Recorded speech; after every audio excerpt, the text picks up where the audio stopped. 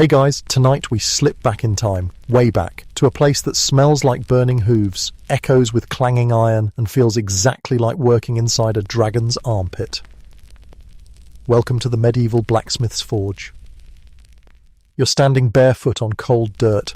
It's not even dawn yet, but the rooster across the alley is already screaming like it's his full-time job. Your bed, made of straw and poor decisions, whispers sweetly for you to return. But you don't. You can't. The forge calls. It always does. You wrap a coarse linen tunic around your torso, still stiff from yesterday's sweat. You gulp down some barley water, don't ask what's floating in it, and step outside into the biting chill. Your breath curls into the air like smoke, which is ironic because you'll be swimming in real smoke soon enough. Your forge is humble, wedged between a carpenter's shed and the baker's shop that always smells 1,000 times better than yours. Inside, it's pitch black except for the faint, dying glow of yesterday's embers. You stir them carefully, whispering to them like old friends. They answer back with heat. Time to work. Your arms already ache and you haven't even picked up the hammer yet. But that's the blacksmith's life. You don't ease into your day, you pound into it, one red-hot swing at a time. Today, like every day, begins with fire. The bellows await, wooden, squeaky and half-held together with leather patches and hope. You press down with your foot, then your arm, until sparks leap and the forge roars to life like a sleepy bear poked one too many times. By the way, you probably won't survive this century. Between the burns, the smoke inhalation, and the iron splinters that never quite leave your skin, it's a miracle anyone makes it past 40. Historians still argue whether blacksmiths lived longer because they were respected or shorter because they were basically grilly, running themselves every day. So before you get comfortable, take a moment to like the video and subscribe, but only if you genuinely enjoy what I do here. Let me know in the comments where you're tuning in from and what time it is. It's always fun to see who's falling asleep in Michigan versus Malaysia. Now dim the lights, maybe turn on a fan for that soft background hum, and let's ease into tonight's journey together. You reach for your hammer, your favourite one, with the worn oak handle and the little notch where it once saved your fingers from getting crushed. It's heavy, balanced, and just slightly too hot to hold comfortably. Perfect. Your first task? A cracked horseshoe. Farmer Ulrich's mare lost it in the muddy fields last night, and he insists on picking it up before the sun is fully up. You sigh. You'd rather be reworking sword hilts or crafting something grand, but no. Today, it's shoes and nails. You slide the horseshoe into the forge, waiting until it glows a bright orange yellow, what you call dragon breath, hot. Then comes the hammering. Repetitive, rhythmic, oddly soothing. You fall into a trance as sparks fly, the world outside the forge dissolving into smoke and steel. Your muscles remember every movement. You're not thinking about what you're doing anymore. Your body takes over. That's the secret to surviving this job. Let your body become the tool. Thinking too much just gets you burned. As you work, you catch the faint sound of the church bell tolling once. Not for mass, it's just to remind you that breakfast exists. Not that you'll get any until Ulrich pays up. Your stomach growls, loudly. You ignore it. A lot of people think blacksmiths just make swords and armour, but that's nonsense. In your tiny workshop, 80% of your orders are for mundane things. Hinges, nails, pitchforks, iron pots, and yes, horseshoes. Did you know early medieval blacksmiths were one of the few trades allowed to carry blades inside church walls? It wasn't about protection, it was because they made the blades. And when you're the one making weapons for the local lords, people tend to let you bend the rules a little. Of course, there's a flip side to that. If someone's murdered with an iron dagger, guess who they look at first? It's barely mid-morning, and already your shirt clings to your back. Your hair, short and singed from a few poor forge decisions, sticks up like a straw broom. You pause to wipe your brow, only to smear soot across your face. Again, the cracked horseshoe is fixed, quenched in water with a hiss that always makes you flinch. You'll never get used to that sound. You set it aside and reach for the next order. 6 iron nails for the cooper down the road. He says his barrel hoops are loose, but you swear he just likes ordering small things to make you feel small. Still, you deliver. As you hammer out the nails, you think about how everything you make might outlive you. An iron gate you forged 5 years ago still stands outside the alehouse. The lock you crafted for the monastery? Still holding tight. Even those twisted metal trivets the merchant's wife insists are just decorative are probably sturdier than her marriage. Historians still argue whether blacksmiths had guilds in your particular century. Some records say yes, others suggest it was more of an informal brotherhood, passing down secrets through calloused hands and burnt eyebrows. Your forge is both your sanctuary and your prison. It's the only place where you feel truly alive, and the place that's slowly killing you. Your lungs feel heavier with each passing year. Sometimes late at night you wake up coughing soot. But the village needs you. Every farmer, every mason, every travelling knight. They all come to you eventually. As the sun rises higher and the streets outside fill with gossip, carts and the occasional donkey argument you work on, silent, steady, strong. And tomorrow, you'll do it all again. The fire has taken on a life of its own now, dancing and snarling with every pull of the bellows. You adjust the grate slightly with the toe of your boot, a boot that's barely holding together, by the way, because, well, you've been meaning to fix it for weeks. Funny how the blacksmith's own soles are often the most worn. You're sweating now, rivulets trickling down your back, and your arms are already tingling with that deep ache only blacksmiths know, the one that settles in the bone and whispers, "You chose this." Today's main project is a scythe blade. Not the romantic Reaper of Souls kind. This one is meant for cutting barley, which, frankly, can be just as grim if you've ever tried harvesting in July under full sun with a hangover. You drag out a chunk of wrought iron, dull and stubborn, and ease it into the fire. It resists at first, like it knows what's coming, but you wait, and stoke, and wait some more. When it's ready, glowing that buttery yellow that means it's malleable, not molten, you haul it out with your tongs and place it on the anvil. Then the rhythm begins. Clang, clang, clang. Sparks fly in bursts, landing on your arms, neck, and occasionally in places that really shouldn't have access to open flame. You shift your grip, working the iron as though sculpting it from fire itself. Every strike is deliberate, every pause has purpose. This is muscle memory now. You're not just forging a blade, you're forging your identity. Historians still argue whether blacksmiths were considered craftsmen or tradesmen during your time. The distinction sounds fussy, but to you it matters. Craftsmen had pride. Tradesmen just filled orders. You're definitely the former, most days. You reach for your punch tool, a solid chunk of iron you've nicknamed Stubby. Stubby helps you create the tang, the part of the blade that slots into the wooden handle. It's a tie, nigh step, but if you mess it up, the entire blade becomes dangerous. Like, oops, it flew across the field. Dangerous. As you shape the scythe's edge, you glance at your left thumb. There's a scar there from a time you didn't double-check the heat. Just a white crescent now, but it flares up in the rain like a cranky aunt. You rub it, absent-mindedly. A pigeon lands on the beam above your forge. It's your regular visitor. You named it Sir Poopington because that's mostly what he contributes to the forge. Still, it's company. Better than that one apprentice you had who thought bronze and brass were interchangeable. Speaking of bronze, sometimes you take odd commissions, like that one time you were asked to forge a decorative bronze candlestick shaped like a turnip. You never did figure out why the local alderman wanted that. You just did the job. He paid in cheese. The scythe is done. You quench it carefully this time, not just dunking it in water like a chicken wing. You swirl it gently, listening to the sizzle, watching the steam coil up into the rafters. For a moment you imagine your stress drifting away with that steam. But no such luck. Your next job is more complicated. A set of iron hinges for the village mill's new doors. Functional and decorative, apparently. The miller's wife wants curls and swirls and something that says prosperity.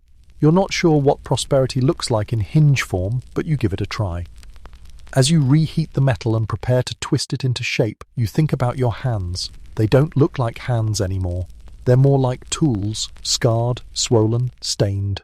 Your fingerprints are practically gone. If anyone ever tries to accuse you of a crime, good luck dusting for prints. Did you know some medieval smiths believed the fire had a soul? It sounds dramatic, but after years at the forge you get it. The way it breathes, the way it eats, the way it punishes you when you get too close. It starts to feel like a wild animal.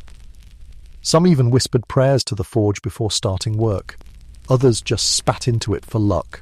You do both, just to be safe. The hinges take time. Twisting hot iron into spirals is equal parts strength and finesse. You can't just brute force it, you have to feel the give. Read the mood of the metal. It's like dancing with a dragon. One wrong move and you're ash. By midday, the forge is a sauna. Your tunic is soaked, your hair clings to your forehead, and your stomach finally wins the argument. It growls loud enough to scare Sir Poopington off his perch. You take a break, sitting on the stump outside your workshop. The baker's daughter walks by with a tray of flatbread. She doesn't look at you. Or maybe she does, but you're too sweaty to make eye contact without passing out. You munch on a hard biscuit you stashed in your satchel yesterday. It's more rock than bread now, but it does the job. You watch as a wagon trundles by, its wheels creaking like an old man's knees. 2 chickens ride in the back. One stares at you like it knows something. You stare back. It blinks first. Victory. Back inside, the forge crackles. You resume work. You've noticed something over the years. Iron speaks. Not in words, obviously. You're not mad. But each type of iron has a different feel, a different response to heat. You've learned their voices. Some are brittle, some buttery, some moody. You treat them all like old friends or old enemies, depending on the day. And now, with the hinges curled and cooled, you add your maker's mark, a tiny, barely visible symbol near the joint. Most won't notice it, but you will, and that's enough. By now, your arms feel like pudding, your throat is dry as bone, and your feet itch from standing still too long. But you're proud. You've turned shapeless lumps into tools people will use for years, maybe decades, and all it cost you was your hearing, hydration, and any chance of soft hands. You wake up from your 5-minute break with a start, because you weren't planning to fall asleep leaning against the wall with a cooling bar of iron in your lap. But the body has a mind of its own, especially when it's had exactly 0 days off since Lent. And even then, you were fixing the priest's broken incense stand. The fire didn't go out, thank the forge gods, or maybe just thank the way you wedged a log under the bellows so it wouldn't collapse again. You shake the soot from your tunic, stretch your fingers, they crack like old timber, and pull yourself upright. It's tool maintenance time. You don't just forge for others, you forge with things that need to be in top shape. Your hammerheads chip, your tongs warp in the heat, and that prized chisel? Blunt as a gossiping washerwoman. So now you begin the dance of repair, the sort of behind-the-scenes drudgery that no one pays you for, but you can't live without. Your workshop looks like a gremlin's hoard, tools stacked, hung, balanced, and hidden in odd corners. There's a pair of pliers with a jaw that won't close, a file whose handle keeps slipping, and a drift punch that might be possessed. It always ends up in the wrong place. You set to work. One by one, you sharpen edges, tighten rivets, and rebalance handles. You examine your favourite pair of tongs, the ones with the slight bend near the joint that lets you grip round stock just right. They're nearly worn through. You sigh. A funeral might be in order soon. Historians still argue whether medieval blacksmiths specialised in tool-making versus relying on travelling toolsmiths, but in your case, if you didn't make it, repair it, or jury-rig it, it doesn't exist. You pull out your cheat bar, a crude metal rod you use as a makeshift lever or hammer extender. It's bent in 2 places from trying to dislodge a knight's stuck spur last winter. You wince at the mees. Maury, he didn't appreciate the comedy of the situation. Nobles rarely do. You notice a blister forming under your right thumb. Again, it's the sort of bubble that will rip open mid-swing and bleed just enough to make your grip slippery, but not dramatic enough to stop working. You consider wrapping it with a strip of linen, but there's no time. A customer calls from the doorway. It's the midwife. She needs a new iron hook, something she can boil and reuse. You nod, gesture her in, and ask how her goat's doing. The answer is, still missing 3 teeth. But she appreciates your asking. You make the hook quickly, just a simple S-curve with a flattened base, and hand it over. Payment? Half a wheel of cheese and a promise to check on your cough next week. You call it fair. Back at the workbench, you finally tackle the trip hammer. Now this is the beast of the shop. A massive, counterweighted, foot-powered device that helps you flatten iron stock faster and with less effort. That's the theory anyway. Right now, the leather strap that runs over the pulley is frayed and dangling like an unravelling belt. You haul yourself onto the bench and begin patching it. Trip hammers were a game changer. Before their introduction in the High Middle Ages, everything had to be pounded manually. Now, with this creaky contraption, you can let gravity and mechanics do half the work. Of course, historians still debate whether village smiths like you had access to full trip hammer setups or just simplified semi-manual versions. Yours? Somewhere in the middle, more donkey-powered than water wheel. You patch the strap with a fresh piece of cured hide. It's not pretty, but it holds. You test it once, twice, and the hammer rises and drops with a thud that shakes your teeth. Success. While your tools cool and settle, you take a moment to sip a lukewarm herbal brew you keep in a chipped mug. It tastes like burnt grass, but it clears the throat. You sit on your stool and look around the forge, taking in the scattered metal scraps, soot-streaked walls, and the pile of nails that tipped over 2 weeks ago and still haunts you.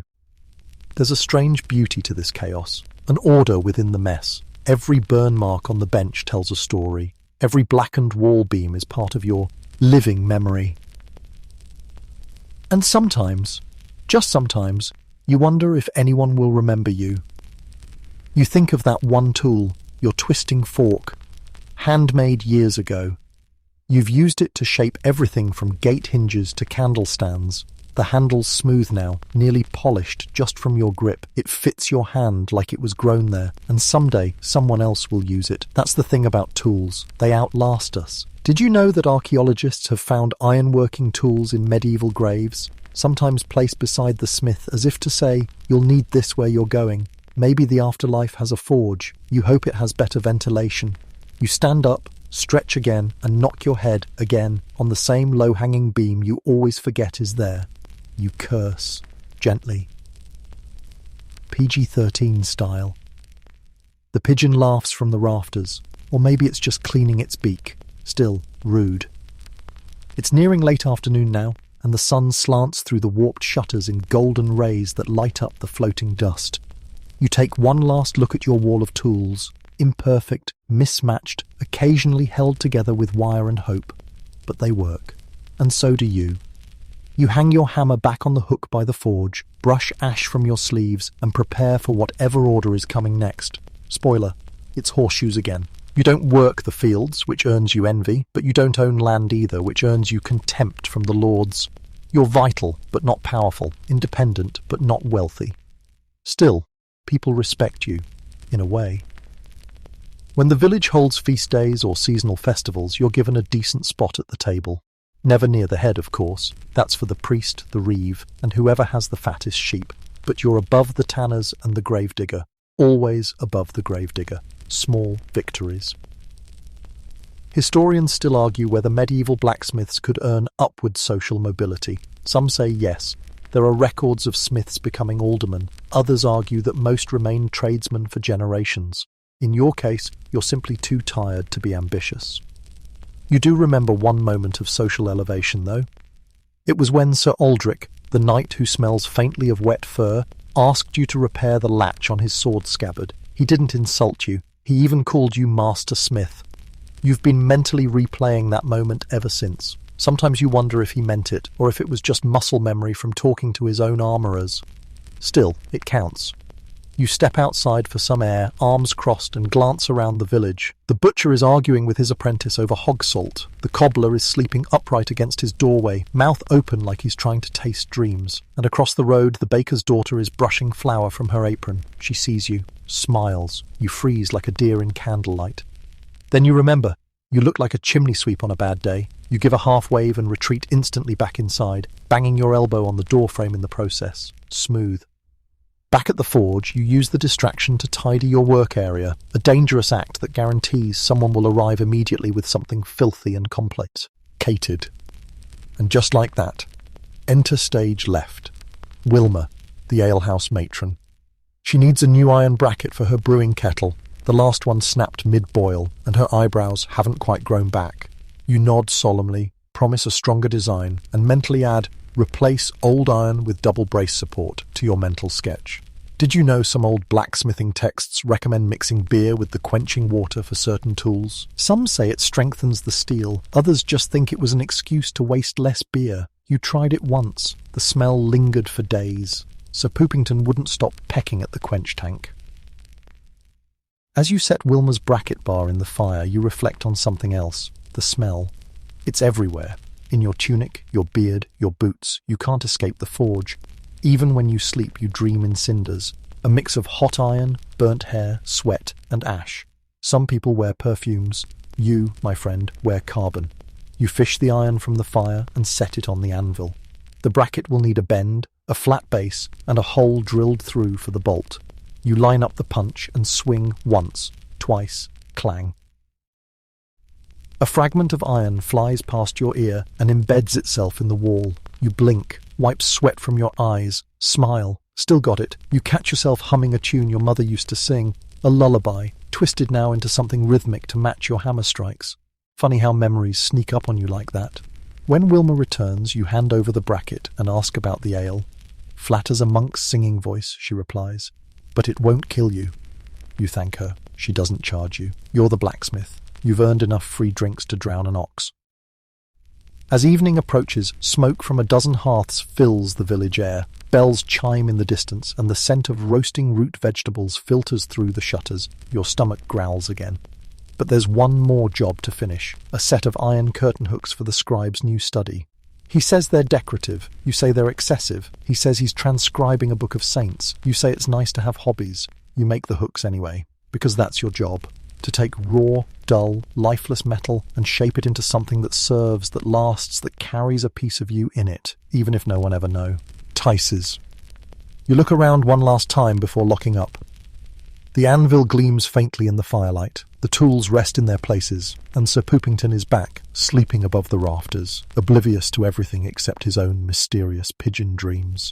You exhale deeply and extinguish the forge, slowly, respectfully, like saying goodnight to an old friend. Dawn comes again, as it always does, and as always, you're up before it. Your knees pop as you stretch, your spine gives a polite complaint, and your hands find their way to the work apron before your eyes even open properly. You live your life in cycles: heat, hammer, hunger, collapse, then repeat.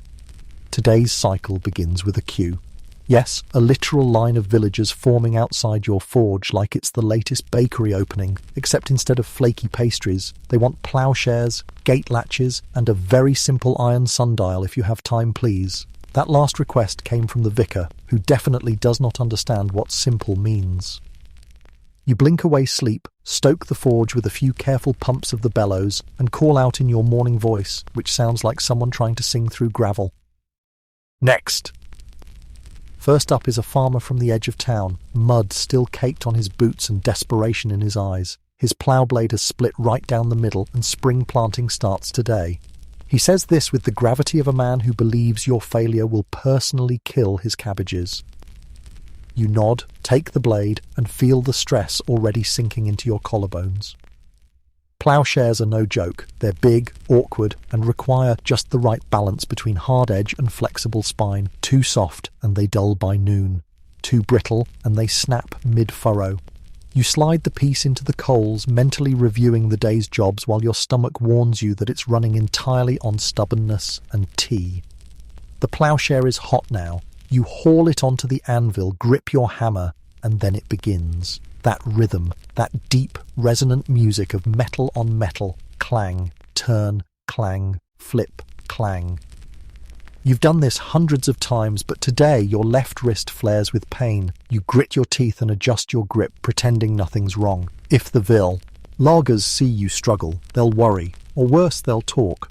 Historians still argue whether medieval smiths had medical knowledge beyond basic poultices and leeches. You don't argue, you just wrap sore joints in wool and pretend you're not slowly turning into a statue of yourself. The ploughshare takes form, satisfyingly straight now. You reinforce the base with an extra rib of iron just for good measure. The farmer grunts his thanks and leaves behind 2 silver pennies and a wrinkled apple. You eat the apple. You pocket the pennies. You don't question the barter system. It just is. Next in line, a freckled stable hand needing 4 horseshoes and a nail puller for the farrier. He's chewing on a straw like it's a contract. You eye the list. Horseshoes are your bread and butter, and you've made so many that sometimes you see them in your dreams, dancing like metal mushrooms in an open field.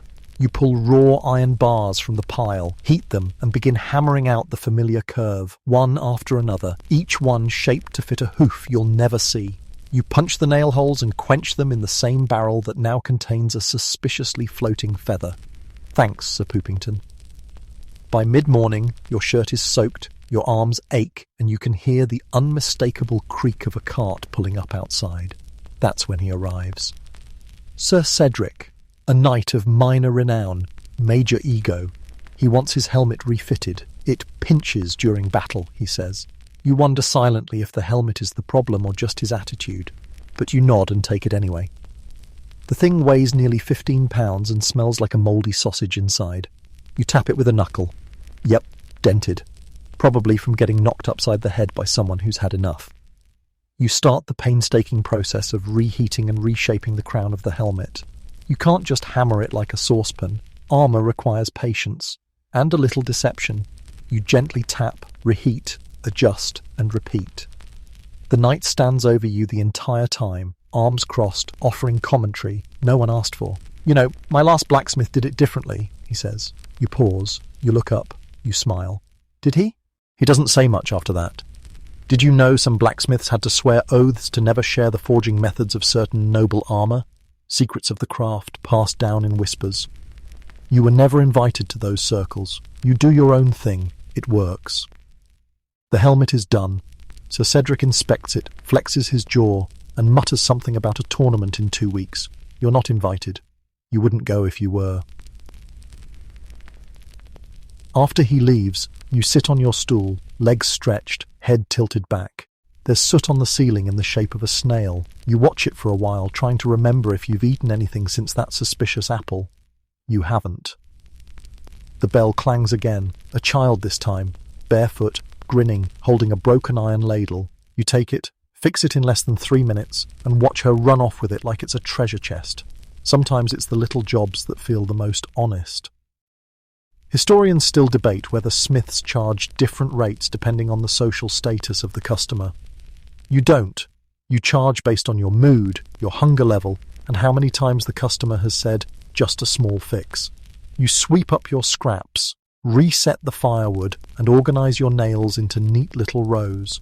You tell yourself it's about efficiency. It's actually about sanity.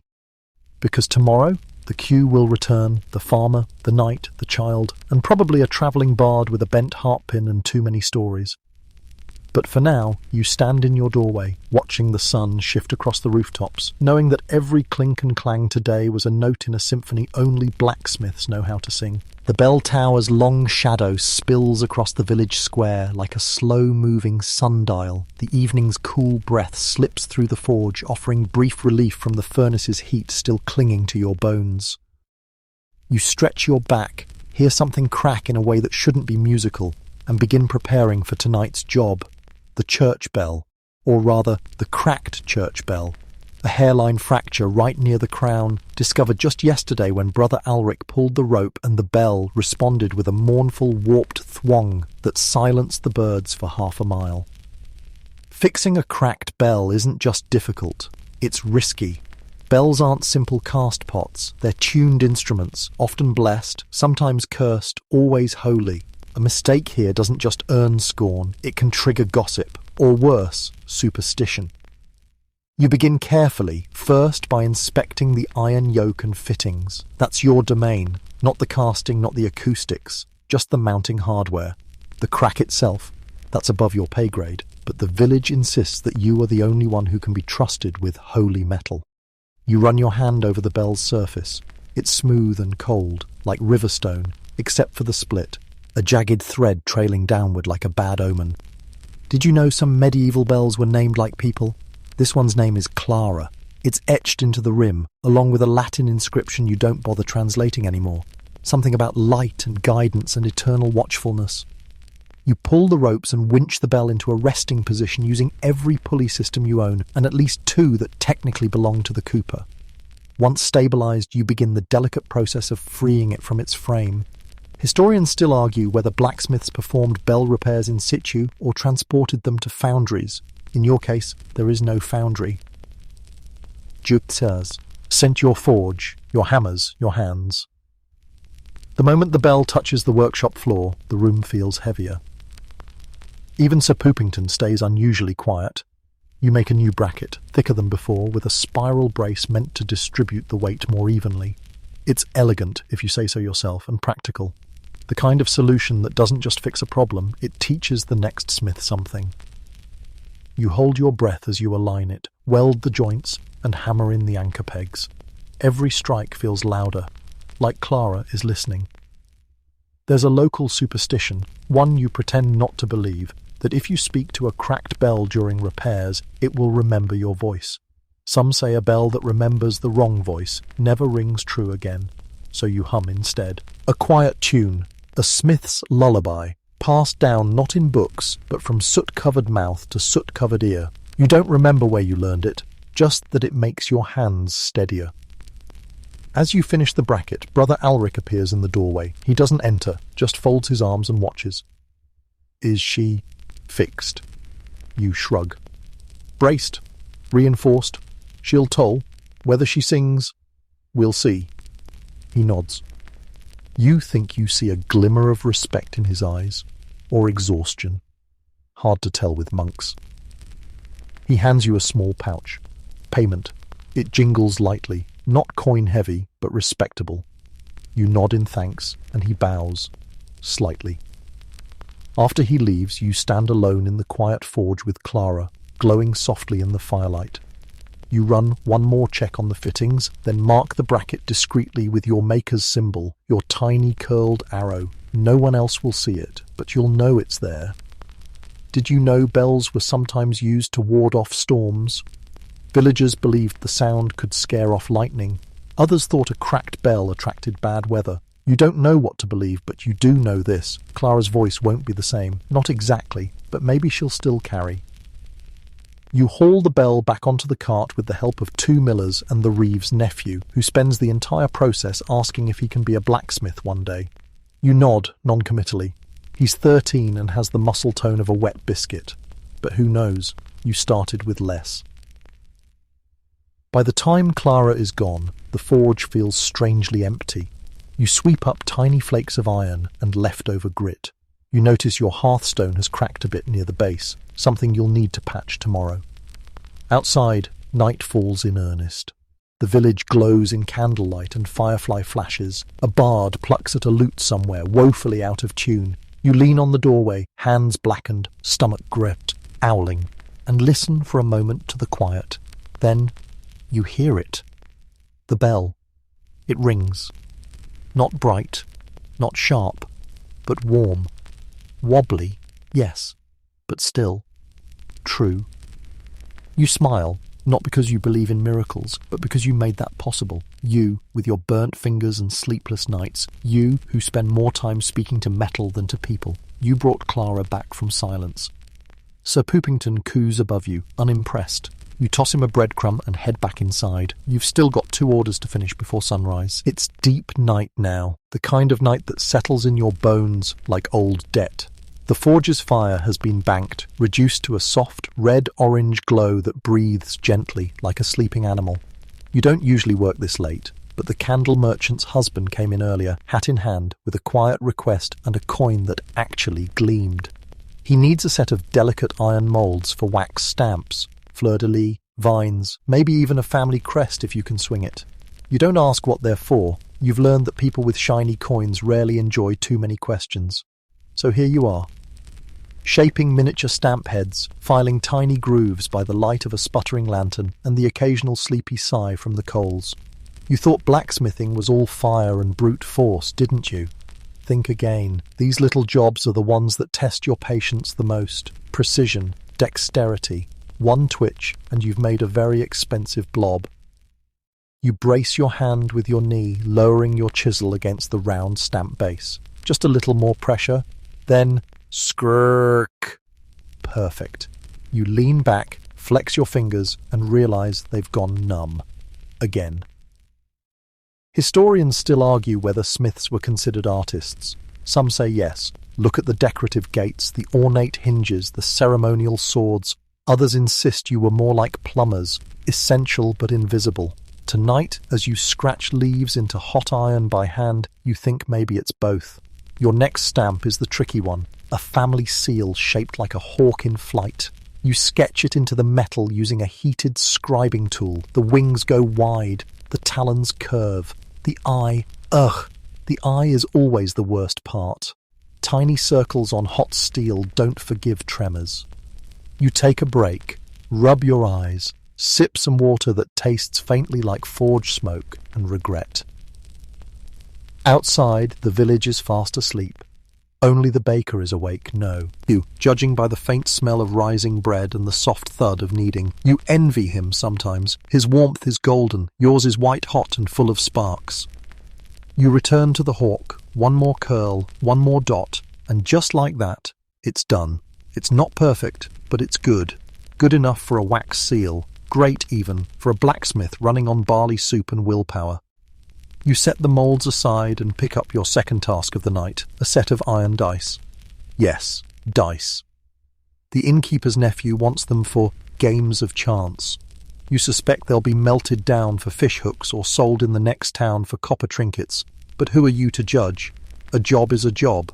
Besides, iron dice have a certain ominous charm. You forge 6 small cubes, letting the iron cool just enough to keep their edges crisp.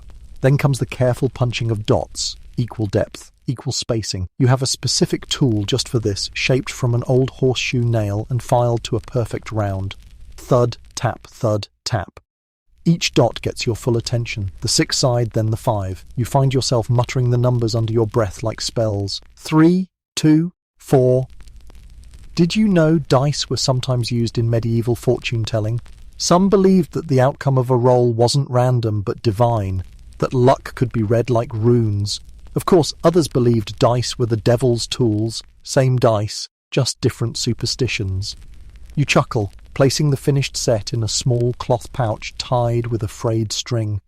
You make a mental note to ask the innkeeper for an ale in return, not because you need the drink, but because he pours heavy and you deserve it. You glance at the hour candle. It's halfway melted. You should sleep. But instead you walk the forge one last time. You check the hooks. You cover the tongs with a cloth so the night air doesn't dampen them. You touch the bellows once, as if saying good night to the forge itself. It's strange how the place feels alive at this hour. Quieter, yes, but not empty.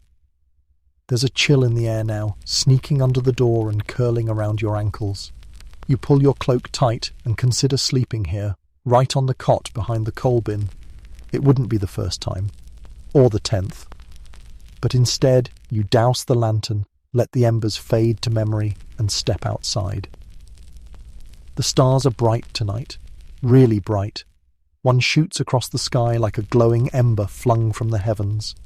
You smile at it, not because you believe it means anything, but because it looks like something you would make if someone asked you to forge the sky. You heave, at home with soot on your cheeks, iron dust in your cuffs, and the slow, steady walk of someone who built the village's tomorrow, while everyone else was dreaming theirs. Morning returns not with birdsong, but with blisters. You stretch, and your hands crack like dry branches. The skin at the base of your thumb has split open, again, and your lower back is stiff from sleeping in a shape best described as collapsed scroll. That's what happens when you choose the forge floor instead of your actual bed. Again, you're greeted by the sound of something dripping, rhythmic and steady. You groan. It's the quench barrel. A leak. Perfect. You shove some tow fibres into the crack, slap it with a wax sealant mix you've been hoarding for important emergencies, and move on. No time to fix it properly. Not when today's job is a full set of cart axles for the tanner's delivery rig. Big, heavy, unforgiving. You pull the first iron rod from the pile and lug it onto the workbench. This one is long enough to club a dragon and twice as awkward. You'll need to heat it in sections, forge the bearing points at the ends, and pray the central shaft remains balanced. Did you know? Some historians believe blacksmiths often doubled as early mechanical engineers. When carts broke down mid-journey, it wasn't the wheelwrights they called, it was you, the one person who understood how motion and pressure and iron could be persuaded to cooperate. You get to work. The forge flares up again. Your apron smells faintly of mildew and ash. You suspect the damp corner you slept in wasn't as dry as you thought. The first axle section glows cherry red. You hammer it slowly. Less brute force this time, more shaping. These parts need symmetry. If you lean too far to one side, the entire axle will wobble and throw off the balance of the wagon. That means angry livestock, spilled cargo, and you getting blamed for a barley catastrophe. Clang, turn, clang. Flip. As you work, you hear children laughing outside. It's the baker's twins rolling a hoop down the lane and yelling something about goblins. You smile, even as your biceps beg for mercy. Their laughter reminds you that not all noise is a problem. Inside the forge, the air thickens. You pause to open the upper shutter. Light spills in, slanting and golden, and you realize how little of it ever touches your face. You live in firelight, after all. The second axle is worse. This one's slightly bent to begin with, probably from poor storage or someone using it as a makeshift lever. You'll need to heat, beat, reheat and straighten it across the anvil using a support bar and prayers to every saint you don't technically believe in. This is the part of the job no one sees.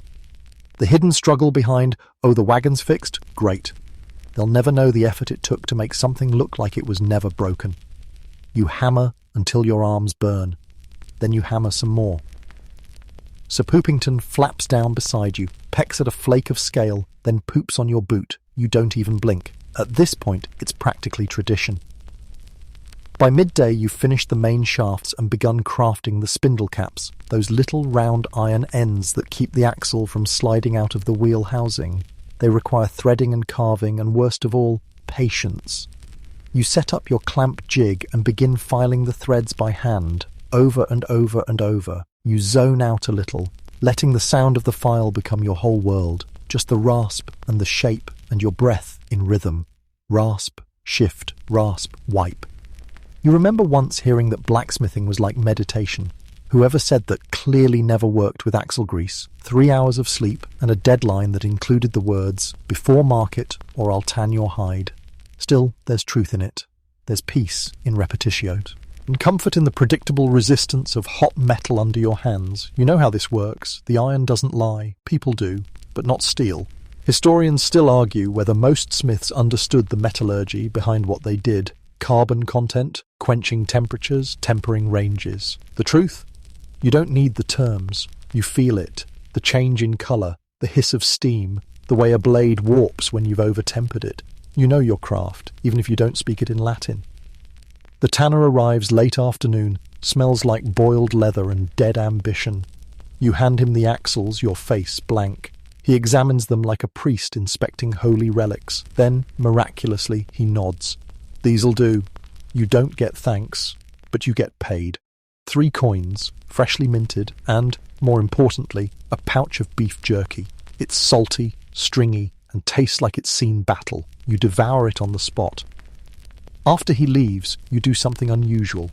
You sit down, not on your stool, on the forge floor, back against the wall, legs stretched, head tilted just enough to see out the high window.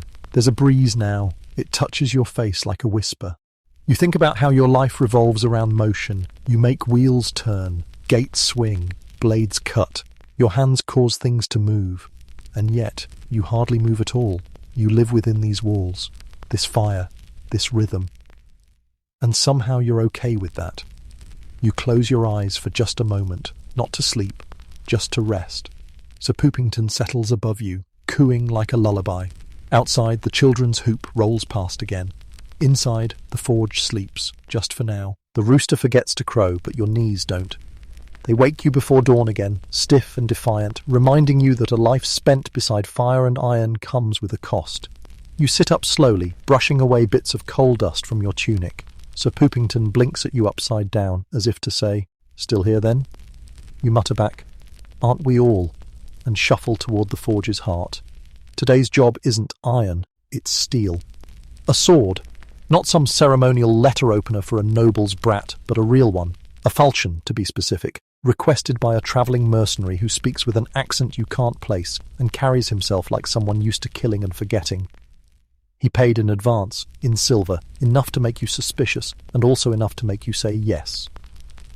You start with a billet of steel you've been saving, the good stuff. Not too brittle, not too soft. Just the right carbon content, judged by its spark pattern on the grindstone. You heat it until it glows sun-bright, draw it out with long, clean hammer blows, and begin shaping the broad, single-edged blade. The sound is different today. Sharper, cleaner. Every strike rings out, echoing against the forge walls like a chant. You find your rhythm quickly. The steel moves like buttered wood, resistant but obedient. It's moments like this that remind you why you do it. The control, the transformation, the raw power of shaping something so dangerous, so alive. Did you know falchions were favoured by soldiers who couldn't afford long swords but still wanted stopping power? Not elegant, brutal. You like that. You understand it. You are it, in a way. You quench it in oil, not water. Less shock, less risk of cracking. The oil flares up with a whoosh, and the whole forge smells like scorched olives for a few seconds. You hold the blade up. It's rough, but promising. You can see the curve of it, the weight, just rig. Says you give it a quick test chop on a hanging rope.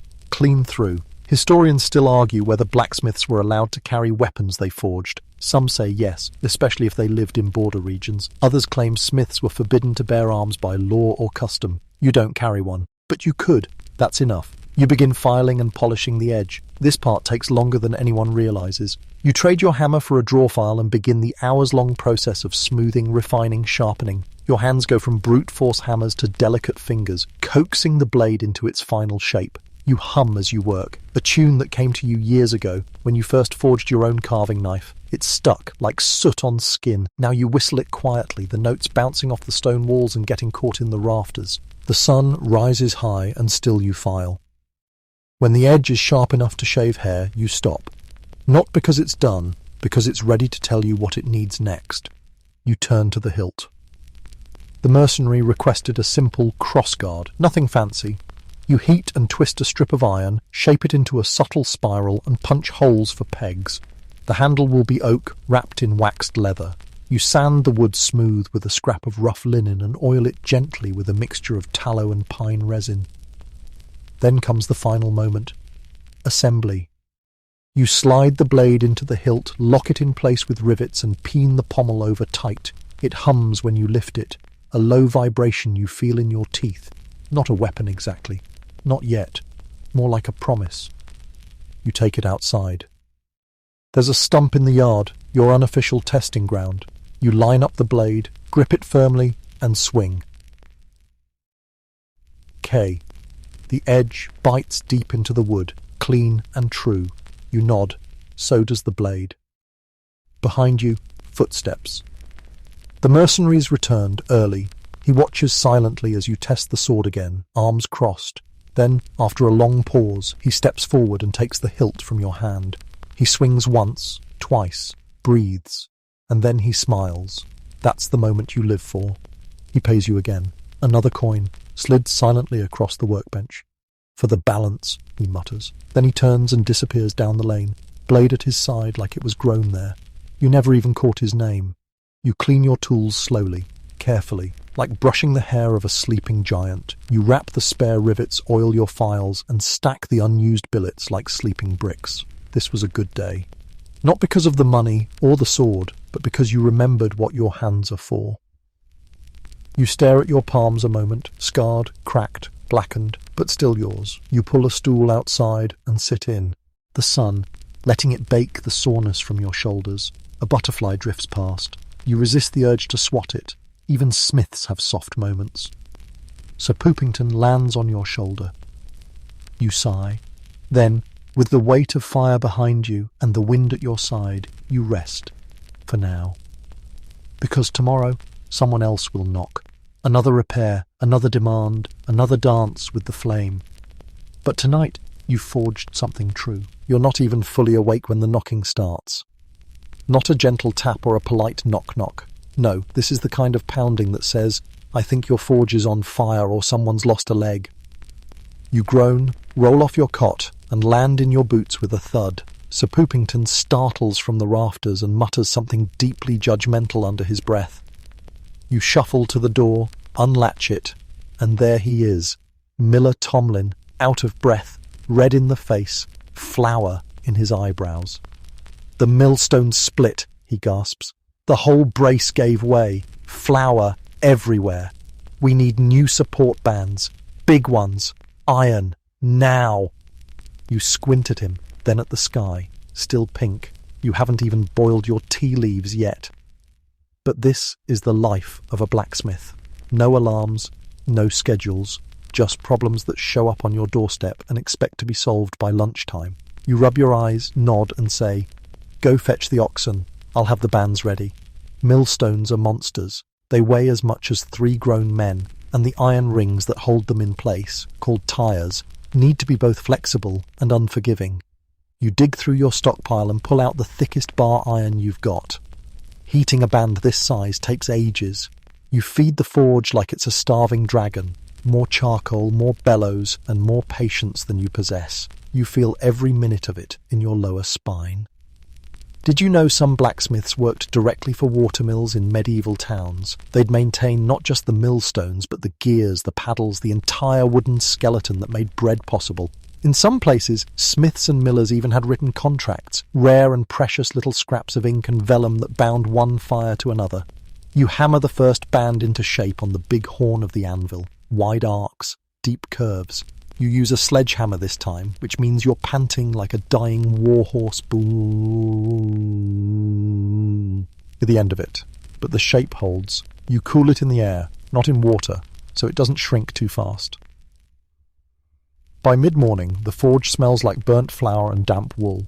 Miller Tomlin returns with a cart, a confused-looking ox, and a mill assistant who appears to be roughly 7 years old. You load the bands onto the cart yourself, because apparently no one else has elbows, and give Tomlin a rundown on how to install them. He nods like he understands. He doesn't, but he nods. As they trundle away, you wipe your face with your sleeve and find a perfect black arc of soot smeared across your cheek. You glance at your reflection in the quench tank. Good enough. You look like a very tired statue of yourself. You barely sit down before the next visitor arrives. It's Agatha, the midwife, and she is carrying a bent iron birthing stool. You blink. "I don't want to know," you say. She nods. "Good." You heat it gently, avoiding warping the legs. It's an old piece, maybe older than you, and has clearly seen things. You tap it back into place, reinforce a split leg with a brass dowel, and hand it back without ceremony. She leaves you with a baked apple wrapped in cloth. It's warm. You don't ask where it came from. You just eat it. Somewhere between the last bite and your next breath, the reeve shows up again. "I need a lock," he says. "For the new tithe barn." You raise an eyebrow. "A proper lock? A serious lock?" You nod, already picturing it in your head. Thick bolt, twisting tumbler, hand-cut teeth on the key. A real challenge. You haven't made one like this in months. Historians still argue whether medieval blacksmiths invented unique locking mechanisms. Some claim they copied Roman designs. Others think local innovations, especially spring-loaded latches, were quietly passed down among guild members. You believe in innovation by necessity. If someone tries to steal your grain, you invent the solution.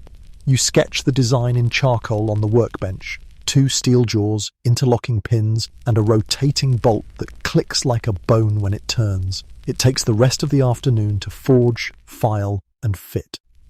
By the end, your fingers are cramped, your eyes hurt, and the air smells like scorched brass, but the lock works. You test it on your workshop door and smile at the satisfying click. The reeve takes it with a grunt and leaves you with a single silver coin and a suspicious look, like he's just paid for something that might turn against him one day. You don't correct him. Evening arrives in layers. The hum of crickets, the occasional snap of twigs, and the smellard. F stew wafting through the village like a blessing. You lean on the forge door, watching the last light stretch across the dirt road. And then comes your final visitor. A traveller, cloaked, hood up, voice low. They hold out a dagger, nothing fancy, but worn down to a sliver. "Can you reforge this?" they ask. You nod slowly. Take the blade. It's old, really old, worn almost to the hilt. A family piece, maybe, or a soldier's last relic. "I can try." They leave without another word. You weigh it in your hand. A job for tomorrow. Tonight, you sit by the coals, sharpening your smallest file, sketching ideas in the ash with a broken nail, while the dagger glows gently beside you, waiting to be reborn. You dream of hammers. Not the real ones, the ones you wield, but endless rows of giant ones, swinging in rhythm above your head like cathedral bells, striking anvils that glow like molten suns. And in the middle of the dream, someone is whispering your name over and over. You wake to the sound of knocking. Of course. You wipe your face, still warm from sleep, and fumble toward the door. It's barely light outside, mist still clinging to the thatch rooftops. Standing in your doorway is a sheepish young man, barely more than a boy, holding what used to be a helmet. Now it's more of an abstract sculpture in panic and poor decision-making. He shifts on his feet. "Was training, didn't see the beam." You nod solemnly. "Did the beam see you?" He doesn't laugh. You weren't really joking. You take the helm, turn it over in your hands, and see the deep split across the crown. It's not just dented, it's compromised. You'll need to heat and completely reshape it, then reinforce it with a new ridge. More work than he can probably afford. He opens a pouch and offers you 2 buttons and a copper coin. You sigh, then gesture toward the bench. Leave it there. He grins. You've just accepted half a meal's worth of payment for 2 hours of work. You're not even mad about it. Once he's gone, you sit by the forge and stare at the crumpled steel. You'll get to it. But first, there's that dagger from last night. You unwrap it slowly. Thin blade barely holding its shape, a cracked tang, a wobbly hilt, and a handle worn smooth with age and use. You almost expect it to whisper something when you touch it. It's a blade with a story. You can feel it. Not a famous one. Just personal. You heat the dagger slowly, respecting its age. Too hot and it'll warp beyond repair. Too fast and it'll crack. You draw it out like pulling a thread from a stubborn seam. Once soft enough, you tap it gently, reforming the tang, reshaping the bevels. It hums faintly with each strike. No, really, it hums. You don't speak to it, not yet, but you do treat it like an old friend you haven't seen in years, carefully, kindly. Historians still argue whether blacksmiths believed in the spirit of tools and weapons. Some say that was superstition, others claim it was respect, acknowledging that a tool, once used, carries something of its owner in it. You're not sure what you believe, but you know when to keep your voice down around certain blades. By the time the dagger is back in shape, your hands ache and your brow is slick with effort. You re-harden the blade in oil, polish it on your leather strop, and fit a new grip. Walnut, warm to the touch, carved with a subtle wave pattern that catches the light. It doesn't look new, that would be wrong. It looks like itself again. You wrap it in cloth and leave it on your workbench. The traveller will return, or they won't, but the blade is ready either way. You return to the boy's helmet. This one's more brute work. Rebuilding the crown, driving out the dents, reshaping the rim so it won't bite into his scalp next time he does something foolish. You even add a leather chin strap just because. You leave the helmet on the stoop beside a note scrawled in charcoal. Don't headbutt beams. Later, you get a strange visit. A woman in a dark wool cloak, midwife by trade, herbalist by rumour, hands you a bundle of rusted metal pieces tangled together like a bird's nest. Locks, she says, from the monastery, old ones, need new keys. You blink. You have the locks but not the keys? She shrugs. The monks are forgetful. You believe her. So you spend the rest of the morning at your least favourite part of the job, reverse engineering, picking old locks apart, filing new keys that match their ancient teeth. It's slow, painstaking, but oddly satisfying, like solving riddles from metal ghosts. You learn a lot, though. One lock still uses a design you haven't seen since your apprentice days. Simple, crude, but clever. Another has an engraving inside, barely visible, for safe dreams. Did you know some medieval locks were made not just for security, but for symbolism? A lock on a reliquary might signify spiritual protection. A locked door in a cloister could mean silence. You begin to wonder if these locks ever kept anything out at all, or just reminded people what to keep in. By mid-afternoon, you've rekeyed 3 locks and built 2 new keys from scratch. You wrap them in linen and hand them back to the herbalist, who pays you with a small jar of honey and a dried lavender sachet. You want to laugh, but the honey's good. Later, a boy runs in carrying a broken spitjack. Crank, a metal gear handle used to rotate meat over a fire. Without it, the tavern's roast dinner becomes roast cinder. You fix it in 15 minutes, tightening the cog teeth and welding a brace where it cracked. The boy leaves with it hoisted over his shoulder like a war trophy, and just when you think the day is done, the traveller returns. They enter silently, pick up the cloth-wrapped dagger, and unwrap it slowly. No words, just eyes. You wait. After a long moment, they nod once, then place a single silver coin on the bench, followed by a small charm, a forged bronze feather. Then they turn and leave. You stare at the feather. You'll hang it on the rafters, next to the rusted horseshoe, maybe even next to the tongs that broke your foot that one time. You lean back on your stool, arms crossed, exhaling slowly. It's been a long day, but a good one. The kind of day that reminds you blacksmithing isn't about fire, it's about memory. Steel remembers, and so do you. You don't notice the weather changing until it's already changed. The morning fog doesn't burn off. It thickens. Damp creeps in through the forge stones, curling around your ankles like lazy cats. The sky's gone a pale grey that feels like wet linen stretched too tight, and the coals don't want to light. You squint up at the roof. No leaks. Yet. You get the fire going, slower than usual, coaxing it like a nervous mule. Today's job is a specialty piece. A weather vane in the shape of a rooster. Commissioned by the innkeeper's wife, the third time she's changed her mind about what should sit on top of her beloved inn's roof. First, it was a cat, then a saint, now a chicken. You don't ask. You just measure the sheet iron. You sketch a pattern with chalk directly onto the metal. The rooster's tail flares out like ribbons. The beak juts. The wings are tucked. A little flare, just enough motion to make it catch the wind and look like it might crow at any moment. You clamp the plate and begin cutting with a chisel and hammer, bit by bit. Slow going, but precise. Your breath clouds with every exhale. Did you know weather vanes weren't just decorative? In some villages, they were believed to ward off evil spirits, especially ones that travelled on the wind. A rooster, in particular, was thought to protect against lightning and betrayal, possibly both. You finish the outline, then start hammering texture into the tail. Feather by feather, you give it a little crest. Why not? It's cold, your tea's already gone lukewarm, and you deserve one beautiful thing today. Just as you begin fitting the rod and rotating socket, the door slams open. In stumbles Bertram, the cooper, soaked head to foot, cradling a mangled wheel hub like it's a wounded animal. "It's shattered," he gasps. "On the slope by the woods, cart-tipped, barrels everywhere. I think one rolled into the priest." You blink. "Is the priest okay?" "He's quoting psalms through his nose, that's new." You set the rooster aside and examine the wheel hub. It's splintered at the core and the iron bands are twisted like dried vines. It'll take at least an hour to shape replacements, and another hour if you want the whole thing to survive the next slope. You tell Bertram to go wring himself out by the fire. He grunts and leaves a small puddle next to the bellows. You haul a new band from the iron stack and start measuring. It's heavier than usual today, or maybe you're just slower. Your fingers are stiff. The cold has gotten into your joints, or perhaps it never really left.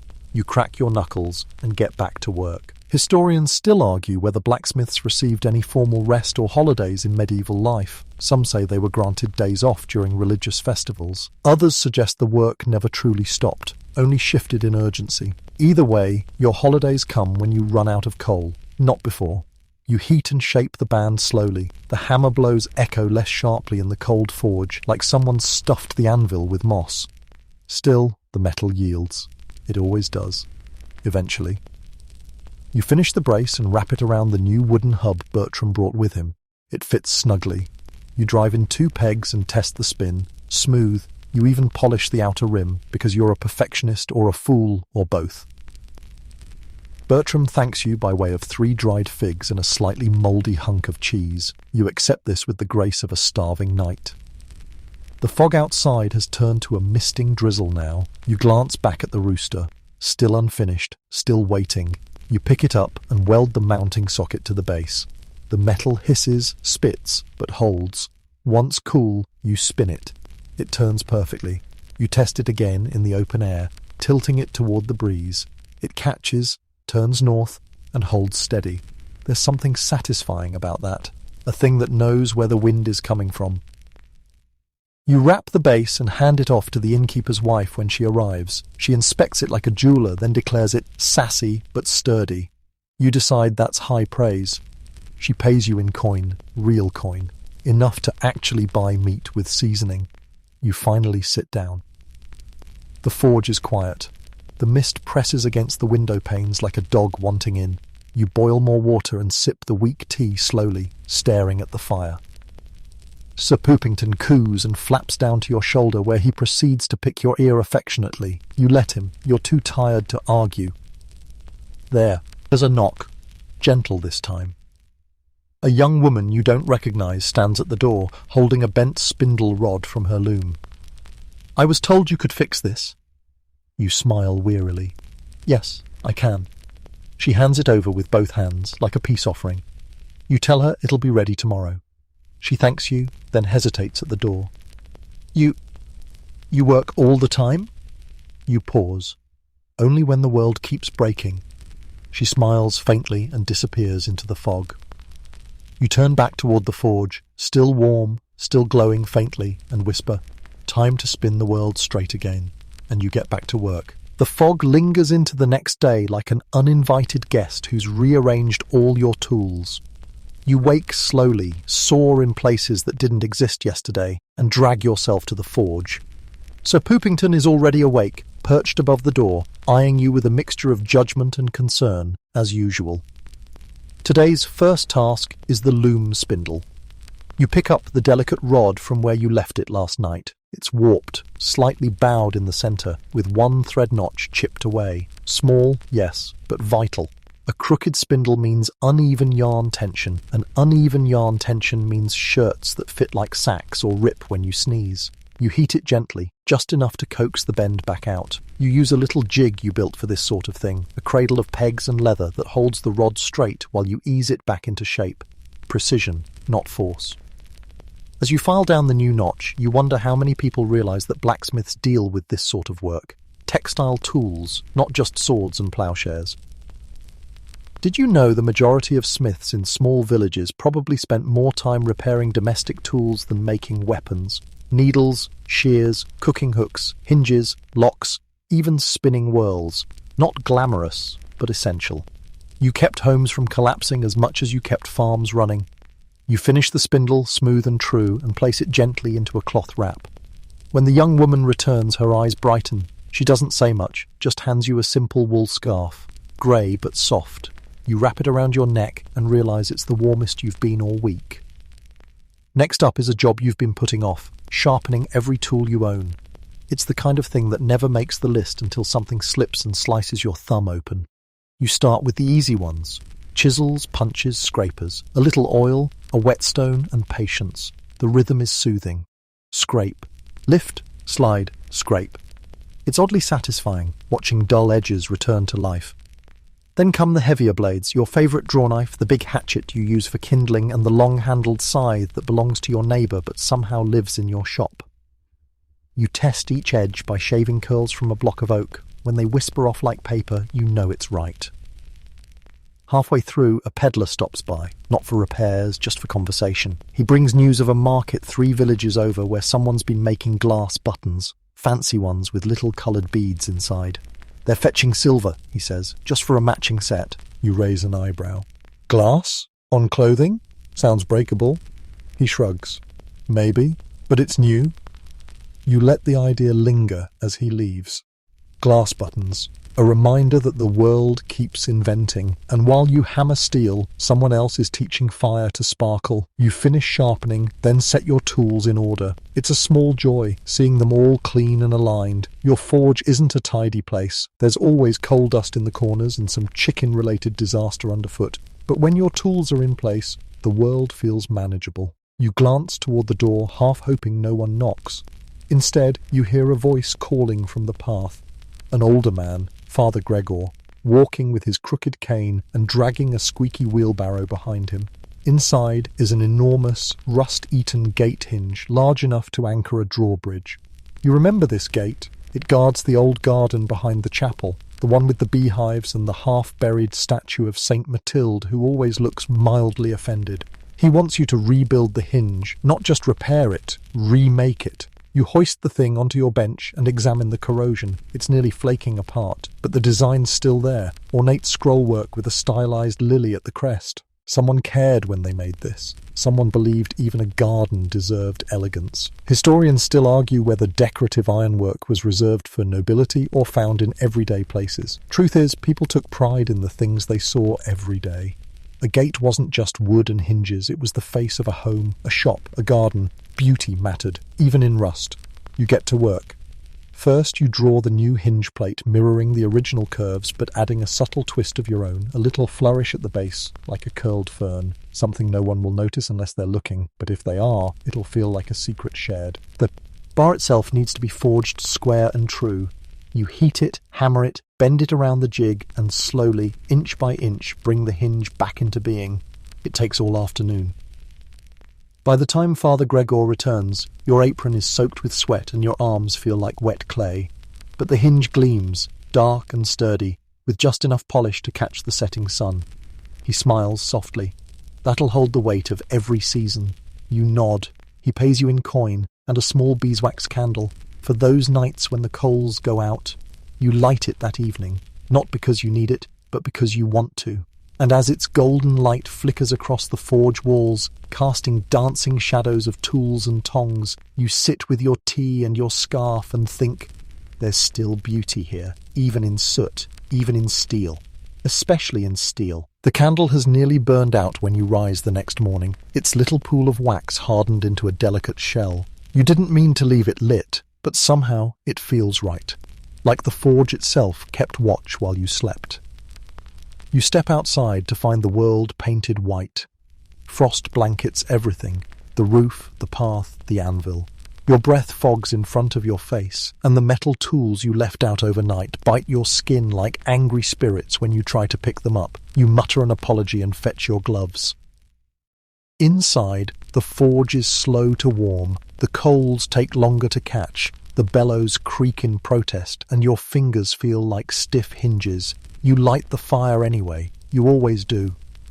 Today's work is as stubborn as the weather. Horseshoes. For the Reeves' aging mare, no less. She's got feet like frying pans and a gait that could shake cobblestones loose. She also bites. You pull the bar stock from the pile, mild steel, just soft enough to shape but strong enough to endure a muddy hillside, and begin measuring her hoof prints with a carved wooden guide. Not the most scientific method, but effective. You made the guide yourself when you were apprenticed. It still smells faintly of pine and sweat.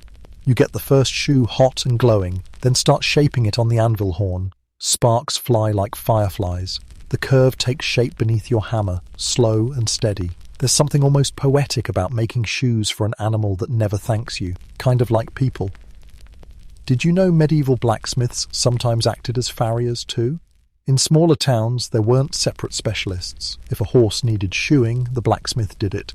Some even claimed horseshoeing was more art than science. Balance the hoof, and the horse walks true. You believe that. By the time you finish the second shoe, the reeve arrives. The mare snorts and stomps out, side, puffing clouds into the frozen air. You open the door. She tries to bite you. You try not to take it personally. Fitting the shoes takes time. You trim the hooves, rasp the edges, heat the shoes again for a perfect fit, and listen to the satisfying sizzle as the hot metal meets the horn. Not enough to burn, just enough to mould. The mare jerks a few times, but the reeve holds her steady. You nail the shoes into place, one by one, with careful taps, not too deep, not too fast, each nail driven in at just the right angle. When you finish, the mare takes one awkward step, then another, and settles. She's walking better already. Not prancing, but not limping either. You step back, arms crossed, and allow yourself a small smile. You earned it. The reeve nods and hands you a small sack of oats and a wool blanket. Can't have our Smith freezing to death, he mutters. You resist the urge to say something sarcastic. You take the blanket gratefully. It's the colour of cold bread, but thick and warm. You hang it over your shoulders and get back to work. Because while today began with horseshoes, it's quickly taken a turn. The tannery's tools have arrived. All of them. A full crate of blades, hooks and stretching irons, each one rusted, dull or broken. Apparently someone left the storage shed door open during the last storm. You sigh. Tanners always bring trouble, mostly in the form of sharp things that stink. You start with the hide knives. Their curved blades are pitted and worn, but still salvageable. You set to work grinding them smooth, then reheating and sharpening each one. The air fills with the metallic tang of steel dust and the faint smell of singed leather. You pause between tools to sip lukewarm tea. Sir Poopington eyes you from a ceiling beam, then swoops down to steal a breadcrumb from your workbench. You've learned not to react. He lives for your attention. As you work, your mind wanders to summer, to the sound of carts rolling over dry earth, to the time you made a fish hook for a boy who later brought you trout in thanks, or the time you accidentally forged a left-handed knife and ended up gifting it to a noble's chef who swore it changed his life. Historians still argue whether left-handed tools were crafted intentionally or just passed off to southpaws by accident. You suspect both were true. You've done it yourself. Accident, meet opportunity. You finish the last tautor, anning hook just as the sun begins to set, bleeding gold through the fog and making your breath glow. The tannery assistant picks up the crate, grunts something about not too shabby, and disappears into the frost. You stand in the doorway and stretch. Your back cracks like a cart axle. You ignore it. Tomorrow will come with new problems. It always does. But tonight, the forge is clean. The coals are banked. The blanket is warm around your shoulders. And for once, no one is knocking. You light what's left of the beeswax candle, set it beside your stool, and settle into the quiet. In the distance, someone's playing a flute. Badly. You don't mind. You're warm, you're tired, and your hands are still your own. The candle's gone by morning, just a stub of wick and a smear of wax that clings stubbornly to the table. You don't bother scraping it off. It's earned the right to stay. The cold has dug in deep overnight. Your breath is visible inside the forge now, and every tool you touch feels like a punishment. You wrap the wool scarf twice around your neck, pull the blanket tighter, and coax the coals back to life with numb fingers. Today's task is something unusual. Something beautiful. A grillwork screen for the chapel's altar rail. It's the kind of commission that doesn't come around often, meant more for ceremony than function, not just strong, but graceful. The priest handed you a vellum sketch days ago, a twisting, curling mess of vines and flowers and doves that must have been drawn by someone with too much ink and too much imagination. But you accepted it, because sometimes iron should be beautiful. You lay out the raw rods and flat bars, smoothing them with a file before the fire's even fully warmed. Then you heat each one and begin shaping the curls. The little spirals at the top of each bar, the swooping arches that will frame the doves, the leaf patterns you punch into flattened ends with a custom chisel. It's delicate work, fussy, forgiving only in that it lets you forget your sore shoulders for a while. Did you know decorative ironwork was sometimes considered a form of prayer in the medieval world, especially in churches? A gate, a rail, a candelabra, all could be acts of worship if made with care. You like that idea, that the gods might notice a well-made scroll. By midday you have half the pattern complete. You fit the pieces together temporarily with clamps and wedges. The vines curve upward, the leaves catch the light, and the doves, though still just outlines, look like they're poised to fly. Even Sir Poopington seems to approve, perched silently atop the anvil, head cocked like a feathered art critic. You eat your lunch in silence, just bread and the last of the cheese, but enough. You're too focused to care about taste. The priest stops by to check your progress. He peers at the pieces for a long time, squinting. You brace yourself for critique. Instead, he simply says, "You see the beauty in the burden." You're not sure if it's a compliment or a sermon. Maybe both. He leaves without another word, the door creaking behind him like a closing hymn. You return to the work. More curls, more leaves. A flower, just for yourself, tucked near the bottom corner, where no one but the floor sweeper will see it. A little secret. Historians still argue whether blacksmiths ever signed their work. Some etched initials into the backs of hinges. Others used marks only they would recognize. A bent rivet, a backward loop, a rose where there should have been a thorn. You don't sign this screen, but you mark it. The flower is yours. As the last pieces come together, you feel something shift, not just in the forge, but in you, a kind of quietness.